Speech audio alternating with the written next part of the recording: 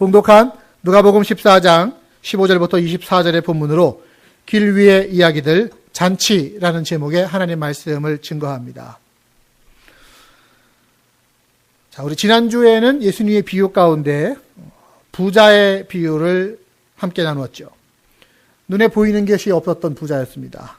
자기 곡식으로 자기 배가 부르다 보니까 이웃도 눈에 안 보이고 자기 자신의 모습도 안 보이고 자기가 가진 것의 원주인이신 하나님도 안 보였던 그런 사람을 향해서 주님은 어리석은 이 사람아 이렇게 말씀을 하셨습니다.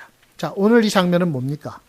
어떤 안식일에 예수님께서 바리새인의 집에 초대를 받아서 가셨습니다. 거기서 같이 잔치가 벌어진 거예요.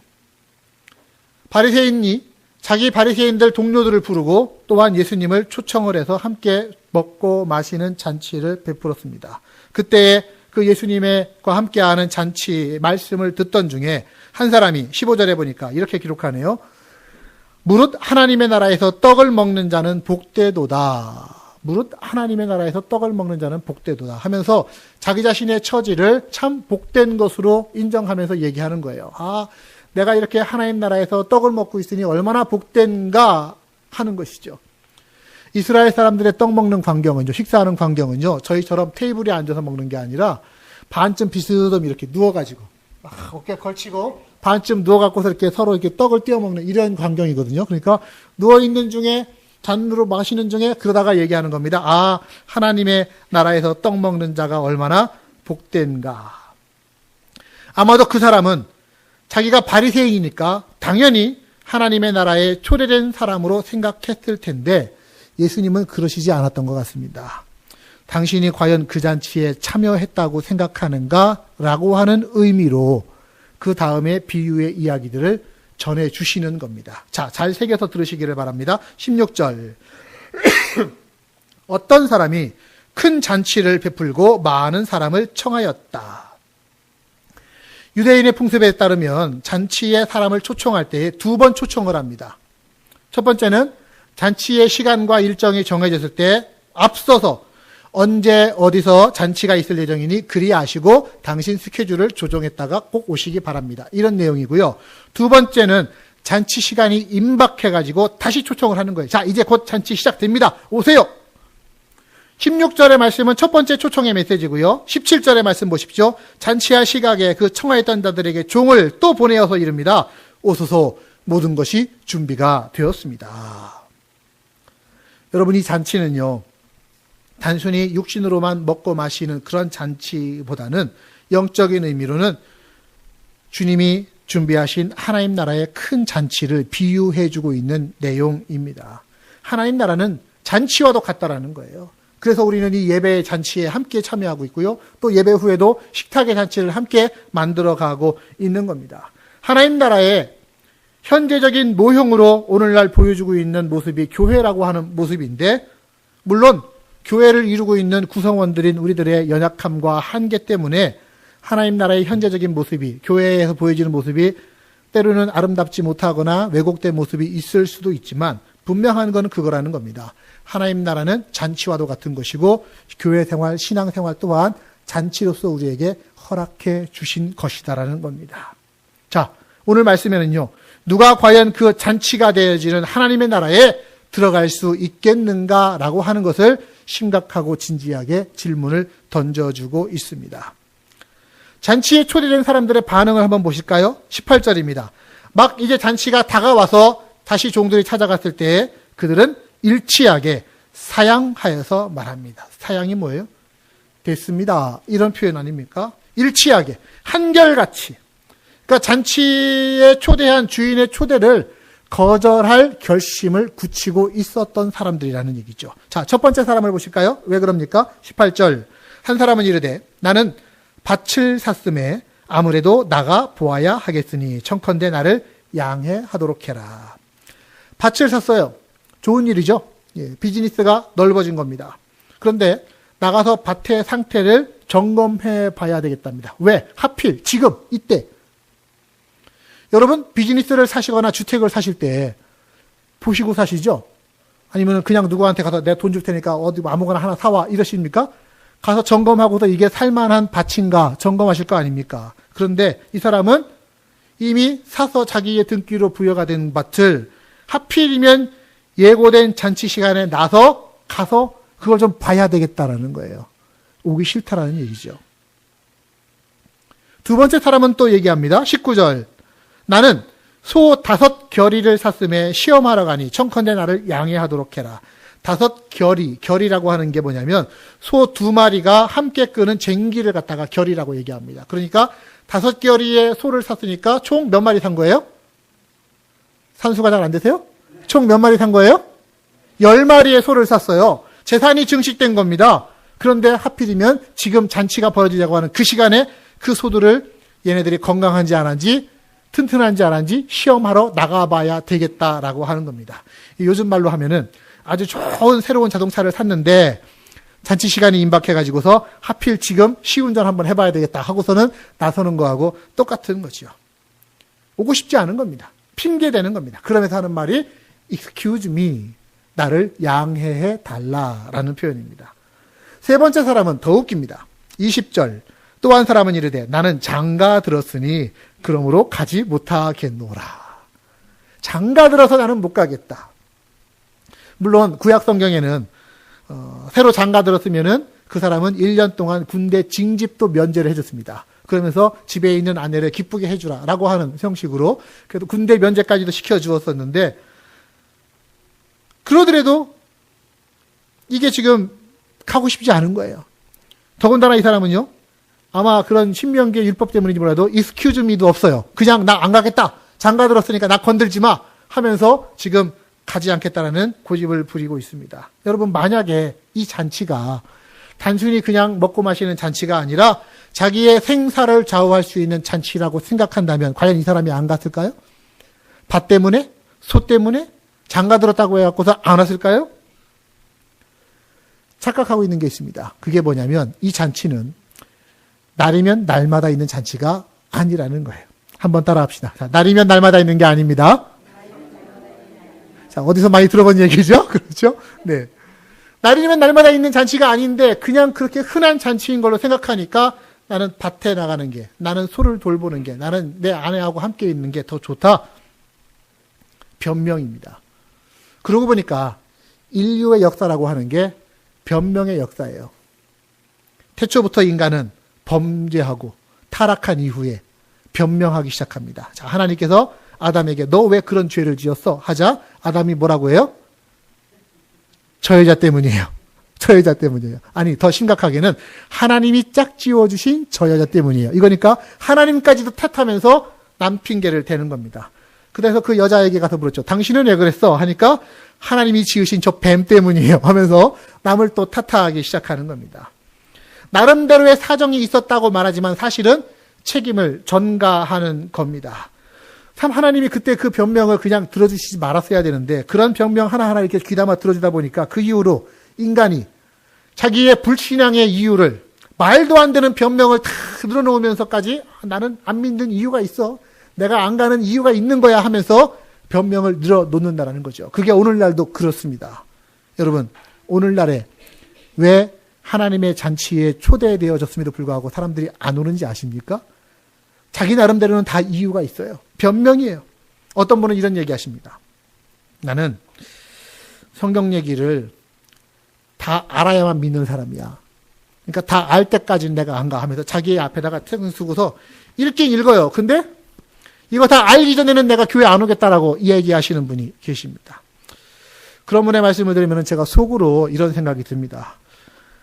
하나님이 말씀해 주시고 알려주시면 이해할 수 있는 머리와 영적 감각은 되시는지 모르겠습니다. 하는 생각. 다 알기 위해서 과연 최선의 노력은 지금 하고 있는지, 시급한데 다 알기 위해서 정말로 밤낮으로 성경을 파고 있으면서 그런 얘기를 하는 건지. 성경은요, 하나님이 우리에게 주신 누군가 구원받기에 필요하고 넉넉한 영적 지식이 있다라는 것 여러분 믿으십니까? 성경에는 그 지식이 있어요. 그렇지만 어떤 사람도 성경을 완전히 다 외우고 독파한다고 하더라도 하나님에 대해서 성경의 그 심오한 진리에 대해서 다 깨우쳐 알 수 있는 사람은 없습니다. 알아야만 믿는 게 아니에요. 우리가 하나님을 믿고 예수 그리스도를 믿는 거는요, 하나님이 어떤 분이신지 예수 그리스도가 어떤 분인지 다 알아야만 믿는 게 아니에요. 중요한 것만 알면 돼요. 중요한 거 아는 거는 그렇게 어려운 얘기가 아닙니다. 제가 자동차를 타요. 연식이 오래된 차가 있으면 가끔 고장이 날 수도 있고 문제가 생길 수 있죠. 그러면 저는 저희 교회 자동차 박사 되시는 분이 한 분 계시잖아요. 네, 홍 집사님께 가서 묻습니다. 이거 이렇게 잘 안 되고 고장이 난 것 같은데 어떤 겁니까? 하면은 이분이 고쳐주시면서 설명을 다 해요. 목사님, 이게요, 원리가 이런 거고요, 이게 용어가 뭐고요, 설명을 촥 하는데 설명 들어봐야 제가 알지도 못해요. 하래도 그래도 알고 있는 건 있습니다. 뭡니까? 자동차라는 게 엑셀레터를 밟으면 가는 것이고 브레이크 밟으면 서는 것이다. 뭐 이 정도는 알아요. 괜히 애꿎게 우리가 뭐 다 할 수 없습니다. 여러분들도 그러시죠? 자동차가 어디다가 고장 나거나 문제 있으면은 본네트 열어보고 엔진 오일 찍어보시는 거, 이거밖에 사실 못 하잖아요. 거의 다. 우리는 그렇습니다. 그래도 우리는 다 운전하고 다닙니다. 그 정도의 알미면 자동차 다루기에 문제 없다라는 거예요. 마찬가지입니다. 성경에 있는 진리, 기본적으로 우리가 알아야 될 것들이 있습니다. 그게 뭡니까? 예수 믿으면 구원받는다라는 것입니다. 아멘. 예수 믿으면 하나님의 자녀가 된다라고 하는 것입니다. 그것이 이 성경에서 얘기해주는 총체적인 진리예요. 예수 그리스도와 구원에 관한 도를 다 알지는 못한다 하더라도 예수 믿으면 구원받는다는 가장 기초적인 지식, 여기에 아멘 할 수 있으면 우리의 구원은 이루어지는 줄로 믿습니다. 아멘이십니까? 네. 그런데 이거를 핑계대고서 나는 다 알아야 되겠다. 또 어떤 분은, 내가 교회에 한번 가봤더니 교회에 인간 같지도 않은 사람들이 앉아있더라. 즉 교인은 교인이라고 이름은 붙여져 있는데 교인 같지 않은 교인들이 너무 많더라. 그래서 나는 안 가겠다. 예, 어쩌면 잘 본 겁니다. 교회 안에는 위선자들이 많이 있습니다. 완전한 신자가 많지 않을 수도 있습니다. 그렇다고 해서 모든 그리스도인을 싸잡아 가지고서는 그 사람들 다 위선자야라고 얘기할 수는 없는 거예요. 제가 지금 평신도 분들은 위선자일 수 있지만 목회자는 안 그래, 그런 얘기하는 게 아닙니다. 목회자인 제가 스스로를 봐도 가끔 제가 헷갈려요. 제가 진짜인지 가짜인지. 어떤 때는 제가 제 속을 들여다보면 너무너무 위선적인 것 같고, 그래서 내가 참 이게 내가 목회자 이전에 내가 그리스도인이 맞나 싶은 때도 있고, 또 한편으로는 그래도 내가 마음 중심에 하나님 믿고 의지하는 마음은 있는 것 같기도 하고. 저만 그럴까요? 여러분들 모두 다 그렇지 않습니까? 그래서 때로는 우리가 가짜처럼 보이기도 하고 때로는 진짜 같기도 하고 그렇게 보이는 게 우리의 모습입니다. 그런데 여러분, 우리가 이걸 알아야 돼요. 세상에 가짜 모방품들이 많은 것이 있습니다. 그게 왜 많은지 아십니까? 진품이 그만큼 가치 있기 때문에 가짜가 많은 거예요. 가치 없는 진품? 그것은 가짜가 없습니다. 왜? 가치 없기 때문에 그냥 진짜로도 얼마든지 살 수 있기 때문에. 그러나 가치 있는 것은 가치 있기 때문에 쉽게 못 구하기에 그만큼 모조가, 가짜가 많은 거예요. 우리 기독교 신앙도요, 가짜가 많은 이유가 뭐냐면 진짜 기독교 신앙이 그만큼 가치 있는 것이기 때문입니다. 세상이 줄 수 없는 것을 가지고 누리며 살고 있기 때문에 나도 저렇게 살고 싶은데 어떻게 하면 될까 하다가 저렇게 한번 흉내라도 내볼까 하면서 살고 있는 모습이 죄송하지만 우리 안에도 일부 있을 수 있다라는 말씀입니다. 저는 이 자리에 모신 여러분들만큼은 진짜 그리스도인, 진짜 가치 있는 그리스도인의 삶을 살아가시기를 주님의 이름으로 축복합니다. 진짜 그리스도인의 삶을 살아야죠. 그래서 누군가 나를 보면서 야, 저 사람은 진짜야, 나도 저 사람처럼 예수 믿고 싶어 하면서 올 수 있어야 되지 않겠습니까? 우리 보고는 그런 핑계 대지 못하도록 우리가 그렇게 살았으면 좋겠습니다. 또 어떤 분은 핑계를 이렇게 대세요. 교회 가긴 가야 되는데 제가 죄가 너무 많아서 또 저의 속 얘기할까요? 그런 얘기 들으면 속으로 이런 생각합니다. 아쭈. 이 아쭈는요, 잘하신다고 얘기하는 게 아니에요. 웃기는 거예요, 사실. 한편으로는 본인의 양심의 가책 때문에 못 오신다고 얘기하는 것 같지만 사실은 이 말은 무슨 얘기냐면 나는 병이 너무 많아서 의사한테 미안해가지고 못 가겠다 하는 거하고 똑같은 얘기입니다. 병 많으면은 의사 찾아가야죠. 근데 나는 병 많아서 너무너무 인간적이고 미안해가지고 의사한테는 차마 못 가겠다. 예수님께서 그런 분을 향해서 뭐라고 하시는지 아십니까? 성경 구절에 누가복음 5장 31절 예수께서 이르시되 건강한 자에게는 의사가 쓸데없고 병든 자에게라야 쓸데있나니 내가 의인을 부르러 온 것이 아니라 죄인을 불러서 회개시키려고 왔다. 바로 너 데리려고 왔다라고 하시면서 주님이 말씀하시는 거예요. 죄인인 나를 부르시기 위해서 초청하신다라는 겁니다. 또 어떤 분들은 아주 더 조금 연구하시다가 기가 막힌 핑계를 대세요. 성경에 보면은요, 신학적인 난제들이 많이 있습니다. 여러 가지 문제들이. 지금도 해결 못하고 신학자들도 서로 맨날 이거다 저거다 아주 논쟁이 많은 난제들이 있어요. 그걸 갖고 와요. 문제집을 만들어 갖고 와요. 저한테 와갖고서는 목사님, 이건 뭡니까? 저도 잘 모르지만 어쩌다가 하나 잘 해결해가지고 이런 겁니다. 설명해드리면은, 아, 그렇군요가 아니라 뭐라고 하는지 아십니까? 그럼 다음 거는 어떻게 합니까?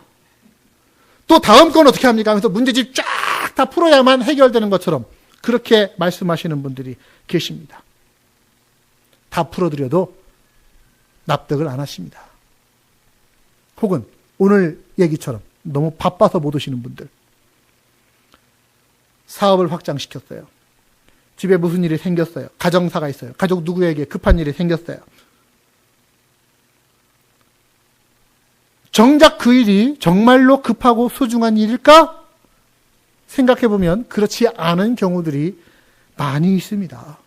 그런데 잔치에 오지 않는 거예요.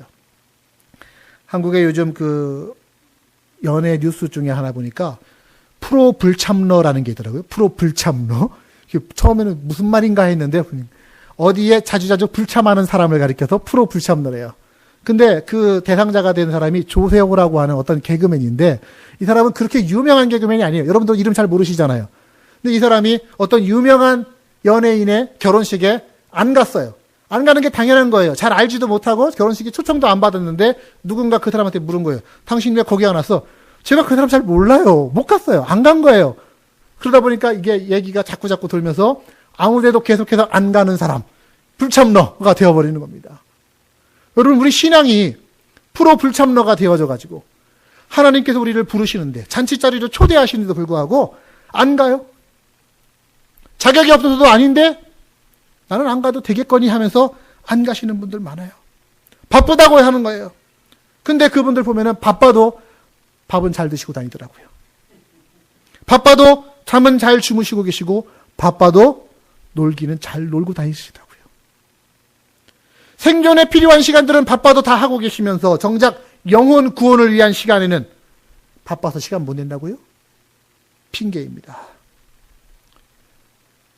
마지막으로 한 유형만 더 말씀드릴게요. 이분들은요, 나는 이미 교회에 등록해놨어. 그러니까 하나님 나라 예약돼 있어. 그러니까 오늘 예배 정도는 안 가도 돼. 마치 중세시대에 교회가 돈 받고 천국 멤버십 하는 것처럼 착각하고 계시는 분들 혹시 계십니까? 잘못된 겁니다. 이 예정론 계통의 신학이 우리에게 잘못 심겨지면 이렇게 작용합니다. 아, 나는 교회 교족부에 등록돼 있으니까, 나는 그래도 집사 안수 직분 정도는 받았으니까 대충 살아도 나는 천국은 간다?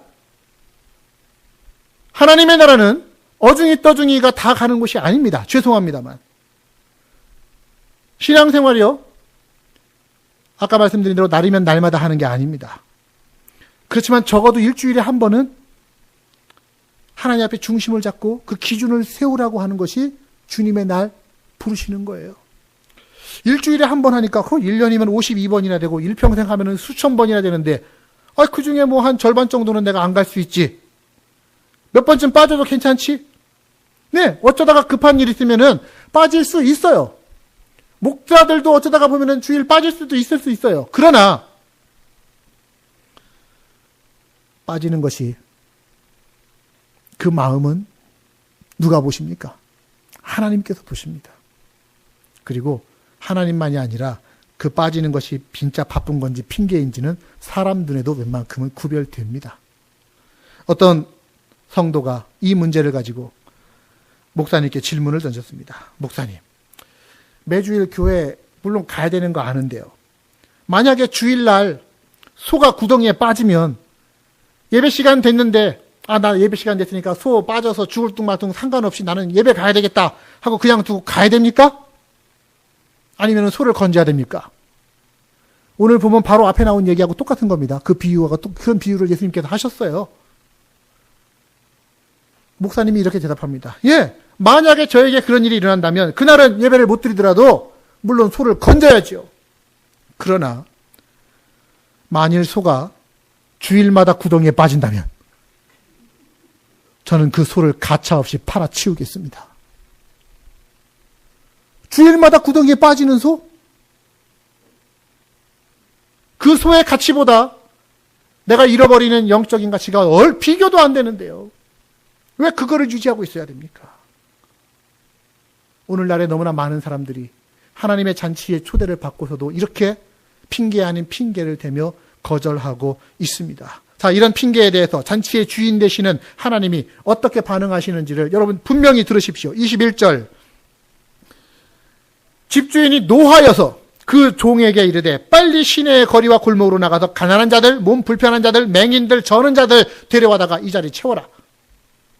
하나님의 진노에 대해서 얘기하고 있습니다. 물론 하나님은 사랑이신 분이죠. 하나님의 성품 중에 가장 대표적인 것은 하나님의 사랑입니다. 길이 참으시면서 사랑하시는 거예요. 그러나 못지않게 중요한 성품이 바로 하나님의 공의, 심판하시는 하나님입니다. 하나님은 사랑과 공의가 공존하시는 분이에요. 그 주인이 지금 뭐라고 그래요? 대체자를 찾으라는 거예요. 가난한 자, 몸이 불편한 자, 맹인, 저는 자, 어디 그뿐이겠습니까? 온갖 약함과 온갖 부족함으로 채워져 있는 사람들을 데려오라는 겁니다. 아니, 채우려면 다른 데 가서 좀 좋은 데 가서 부자 동네 가서 채우지. 왜 하필이면 이 사람들입니까? 왜 하필이면 이 사람들일까요, 여러분?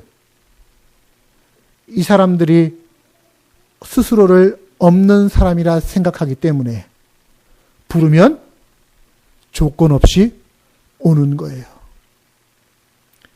자기가 그나마 있다라고 생각하면 불러도 자기 있는 것과 잔치에 가는 것을 저울질하면서 안 오려고 하는 겁니다. 그렇기에 없는 자들, 연약한 자들 불러오라는 겁니다. 여러분, 없는 자, 연약한 자 불러오라고 하는 얘기에 기분 나빠하시면 안 돼요, 여러분들이. 왜 그런지 아세요? 여러분들이 그런 분이셨기 때문입니다. 여러분들이 하나님 안에서 없는 자들이셨어요. 연약한 자들이셨어요. 그래서 하나님께서 우선적으로 부르신 거예요. 약하고 결함 있는 사람들. 약하기 때문에 복음과 친절을 거절하지 않는 겸손함이 있어서 밥 먹다가라도 부름 받으니까 그냥 오는 거고요. 한번 와보지 않을래 하니까 오는 거고요. 어떻게 나 같은 사람한테 이런 친절을 베푸나라고 해가지고서는 감사하게 오는 겁니다. 만약에 여러분이 부요하다라고 하는 이유 때문에 주님을 필요로 하지 않는다? 그 부요는 억만금을 갖고 있다 한들 그것은 헛된 부요인 것을 아시기를 바랍니다. 만약에 여러분이 똑똑하다라고 하는 것 때문에 성경 별거 아니야. 폼 잡으면서 초청을 거절한다면 그 똑똑은 무슨 똑똑? 헛똑똑. 건강 때문에 건강한 몸과 육신으로 바깥에 따돌아다니고 놀러다니느라고 바빠서 하나님의 부르심을 저버린다? 그 건강, 헛된 건강, 자기를 망하게 하는 건강이 될 겁니다. 건강도요, 부여도요, 지혜도요, 그것 때문에 하나님 필요하다 하고 여기지 않는다면 그게 가진 게 도리어 불행의 요소가 된다는 것을 우리는 분명하게 알아야 됩니다. 그래서 성경에 뭐라고 얘기합니까? 심령이 가난한 자가 복이 있다는 겁니다. 천국은 그런 사람의 것이라고 말씀하고 있습니다. 그래서 그런 사람들 데려다가 채워라. 자, 종들이 가서 불러다가 채웠어요. 그런데도 불구하고 아직도 자리가 좀 남았다는 거예요. 그러자 23절 주인이 종에게 이르되 길과 산을 타리로 가로 나아가서 사람을 강권하여 데려다가 내 집을 채워라. 이 말씀에서 우리가 알 수 있는 게 뭡니까? 주인은 바라는 게 있습니다. 뭡니까? 그 잔치 자리가 다 채워지기를 바라시는 겁니다. 어떻게 해서라도 그 잔치 자리를 채우려고 하는 주인의 마음을 여러분 아시기를 바랍니다. 하나님이 기뻐하시고 원하시는 것은 하나님 나라가 믿는 자들로 채워지는 것. 이걸 하나님은 원하시는 거예요. 그렇기 때문에 하나님은 오래 참으시면서 심판에서도 벌써 해야 할 우리들을 심판을 유보하시면서 기다리고 계신 겁니다. 그 나라가 채워지기를요. 어떻게 채우라고요? 강권하여서 채우라고 얘기합니다. 강권을 강제로 잘못 오해하시면 여러분 안 됩니다. 강제는 억지로 막 끌고 가는 거예요. 요즘 세상 억지로 끌고 간다고 해서 오지지 않으십니다. 강권은 인격에 호소하는 게 강권입니다. 상대방의 지식에, 상대방의 감정에, 상대방의 의지를 향해서 자신의 전 인격을 걸고 가자. 그게 강권입니다. 한 번에서 안 되면 두 번 하고, 두 번에서 안 되면 10번 하고, 100번 하고 하는 게 이게 강권이지, 돈 줄게 가자. 이건 강권은 아니에요. 여러분, 하나님의 나라, 좌석이 아직도 많이 남아있다라는 것을 아십시오. 어떤 분은, 내가 누군가 하나님 나라로 데려다 놓으면은, 이 사람이 나보다 더 열심히 해가지고, 나보다 앞장서서 가가지고, 하나님 나라 남은 한 자리를 차지하고 나는 못 가면 어떡할까? 걱정하지 마세요. 하나님 나라는 빈 좌석이 너무나 많이 있습니다. 요한복음 14장에 이렇게 말하죠. 예수님이 내 아버지 집에는 거할 곳이 많도다. 거할 곳이 많도다. So many rooms. 다른 영어 번역에는 so many mansion. 맨션이 굉장히 많이 있다라는 거예요. 하나님 앞에. 이거를 오해하시면은 하나님 나라는 14만 4천 명밖에 못 들어가고 아닙니다. 하나님의 나라의 부유함, 이 땅의 모든 영혼이 다 가고도 남는 그런 곳입니다. 그래서 부동산 투기가 필요 없어요. 먼저 찜해놓을 필요가 없어요. 그러나 반드시 소유해야 되고 그 나라 가기 전에도 이 땅 가운데 그 나라 사는 연습하고 가야만 되는 겁니다. 자, 그 하나님 나라의 풍성함 바로 여러분들을 위해 예비되어 있다는 것을 믿으시기를 바랍니다. 그리고 그 나머지 빈자리가 나를 통해 우리를 통해 채워지기를 또한 하나님은 기다리고 계신 거예요. 이 교회 역시 하나님을 사랑하는 자들로 채워지기를 하나님은 역시 기다리고 계신 겁니다. 아까 말씀드렸죠. 예수님과 함께 밥을 먹던 바리새인이 하나님의 나라에서 먹고 마시는 게 얼마나 즐거운가 하니까 예수님이 이 비유를 하셨다고요. 이 비유의 속뜻은 네가 과연 여기서 지금 먹고 마신다고 해가지고 하나님 나라에 들어갈 수 있겠다고 착각하느냐? 이 얘기입니다. 왜 그러냐면 지금 비유에서 밭으로 말미암아서 잔치에 오지 않았건 사업차 오지 않았건 결혼했기 때문이라건 어쨌거나 주인의 초청을 거절한 사람은요. 누구를 상징하느냐? 이스라엘 백성들을 상징하는 겁니다. 하나님의 백성이라고 불리워졌던 이스라엘 백성들을 상징하면서 예수님이 이 비유의 이야기를 지금 하고 계시는 거예요. 하나님 나라에 들어갈 자신이 있다고? 과연 그럴까? 하면서 하는 얘기입니다. 이스라엘 사람들요. 영적으로 먼저 초청받았던 사람들입니다. 앞서갔던 사람들입니다. 하나님 잘 믿을 수 있는 환경이 너무나 잘 짜여져 있었던 사람들입니다. 성경이 이스라엘의 역사입니다. 수많은 하나님에 대한 책들이 있었고 전통이 있었습니다. 그럼에도 불구하고 그들은 어떤 일을 행합니까? 하나님이 보내신 그 아들 예수 그리스도를 박해합니다. 거절합니다. 심지어는 예수님을 십자가에 못 박고 죽게 하는 일을 바로 이 유대인들이, 이스라엘 사람들이 자행한 거예요. 결국 그들을 향한 심판의 역사가 어떻게 일어났습니까?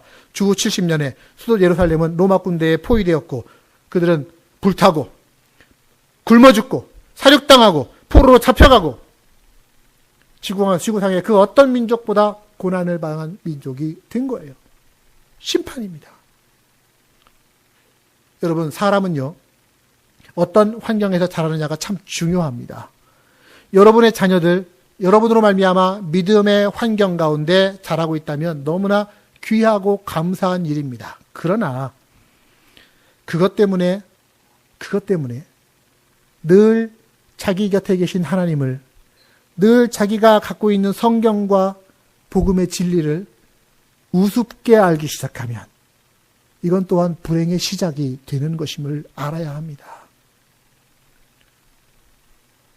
이스라엘이 그런 거예요.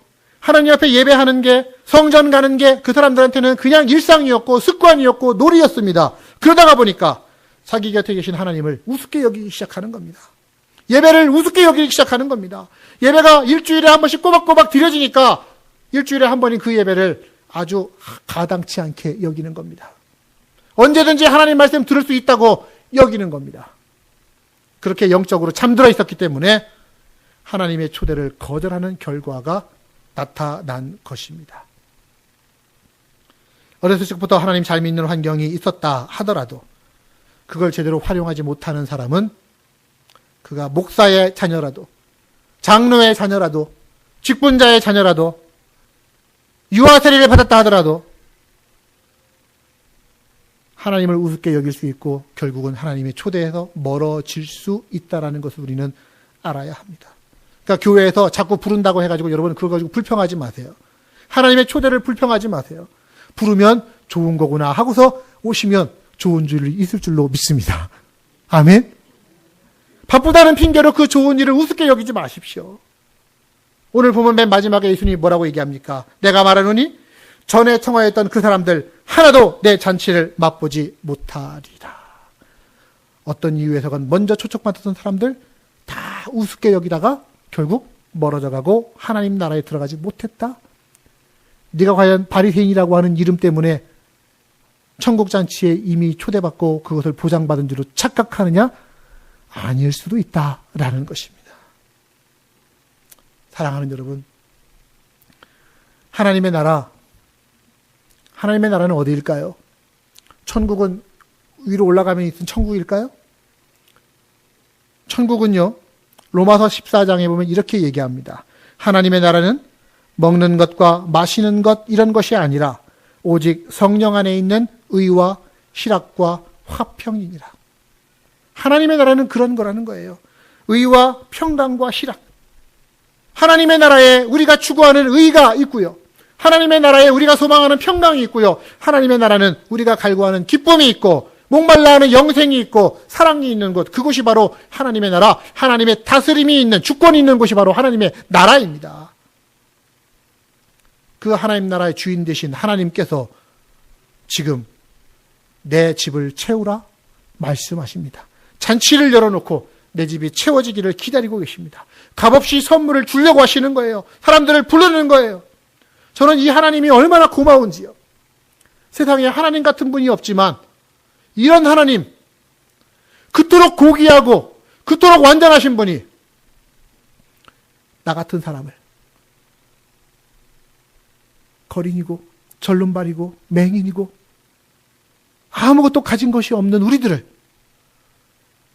불러서, 그것도 끈질기게 불러서 한 번 안 온다고 포기하는 게 아니라 2번, 3번, 10번 올 때까지 겸손하게 야, 좀 와주면 안 되겠니? 불러서 결국은 이 자리에 앉게 하신 하나님. 저는 그 하나님이 얼마나 고마운지 모릅니다. 나같이 자존심 센 사람을, 나같이 못난 존재를 끝까지 설득하면서 나하고 똑같은 모습으로, 인간의 모습으로 예수 그리스도를 이 땅에 보내셔서 알게 하시고 믿게 하시는 그런 하나님의 사랑, 하나님의 그런 끝없는 추적이 저에게도 있었고 여러분에게도 있었다라는 것, 그것을 우리는 기억해야 할 것입니다. 그리고 그 하나님의 추적은 오늘도 우리에게 이렇게 말합니다. 네가 가서 데리고 와야 할 사람이 있다라는 것입니다.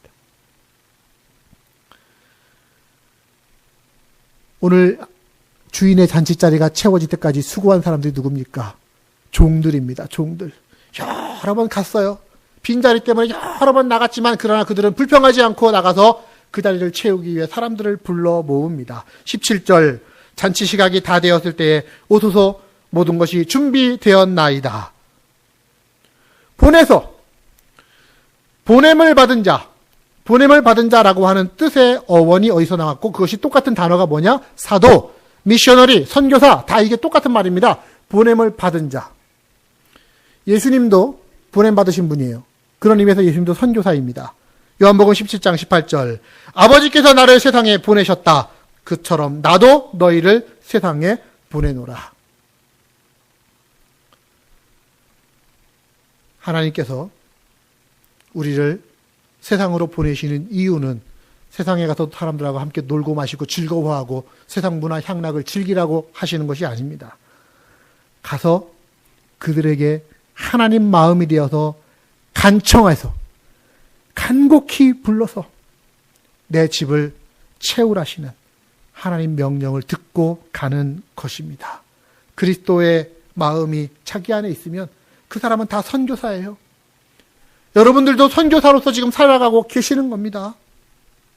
물론 세상에 나가보면은 여러분 주위에 가보면은 왜 전도하기 싫은 사람, 저 사람은 설득조차 하기 싫다라고 하는 사람, 이 사람은 내가 말하면은 좀 안 들어주었으면 좋겠다 하는 사람들이 왜 없겠습니까?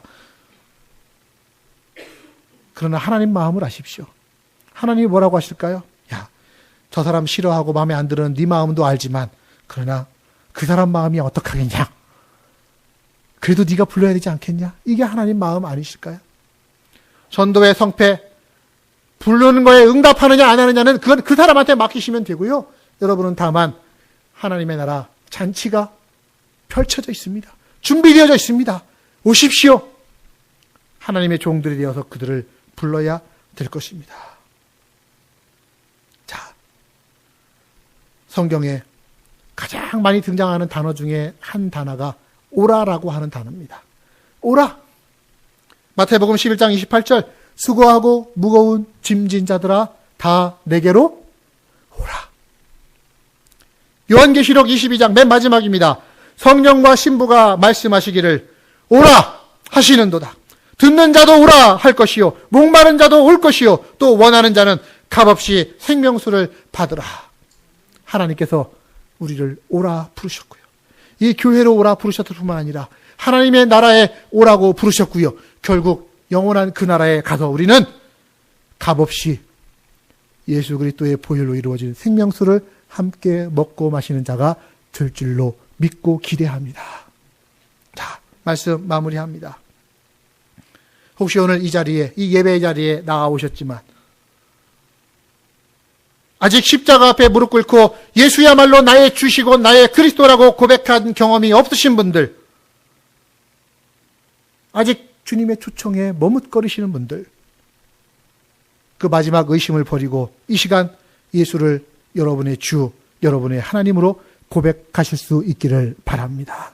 왜 이 초청을 우리가 거절합니까? 뭐가 더 중요하다고요? 신앙은 우리가 우리의 인생 가운데 할 수 있는 가장 위대한 선택입니다. 일상적인 가치를 위해서도 땀 흘려 수고하는데 영원한 가치를 위해 왜 결단을 못 내립니까? 하나님의 사랑의 초청에 믿음으로 응답하는 저와 여러분들 되시기를 주님의 이름으로 축복합니다. 같이 기도하겠습니다.